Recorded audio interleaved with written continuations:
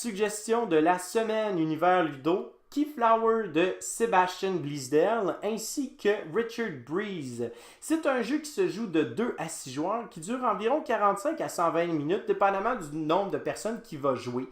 C'est un jeu en fait où est-ce que les joueurs vont représenter des colons qui veulent venir en Amérique et qui vont créer leur propre village via ces tuiles-là. Maintenant, ces tuiles-là vont pouvoir générer des ressources, on va pouvoir déplacer des ressources d'une tuile à une autre, on va pouvoir obtenir des nouveaux meeples. Et c'est un jeu d'enchères où est-ce que les joueurs, en fait, vont devoir obtenir des tuiles en les plaçant en enchères. Donc, on peut placer, en fait, un meeple bleu, jaune ou rouge sur n'importe quelle tuile. Par contre, si je place un meeple rouge, par exemple, en enchère, ou encore si je veux activer la tuile comme ceci, eh bien, les autres joueurs vont devoir suivre la couleur que j'ai placée auparavant, donc du rouge. Et c'est ça qui est intéressant du jeu, c'est qu'on peut aller observer, puis on peut compter en fait qu'est-ce que les autres joueurs possèdent, malgré qu'ils ont un petit écran comme ça.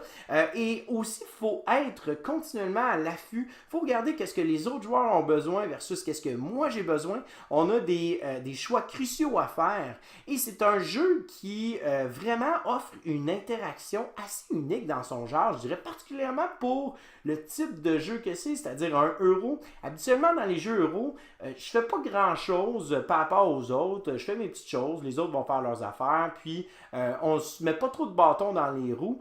Mais dans ce jeu-là, c'est vraiment à l'opposé complètement. Il faut vraiment être concentré sur ce que les autres ont besoin, ce que les autres veulent avoir, mais aussi qu'est-ce qu'ils possèdent déjà comme couleur de meeple. C'est un jeu que j'apprécie énormément parce qu'il est rapide, il est quand même simple et c'est un jeu qui est efficace et qui offre une rejouabilité incroyable. Surtout, on peut aller vraiment dans différentes stratégies, différentes manières de gagner, différentes façons de faire des points.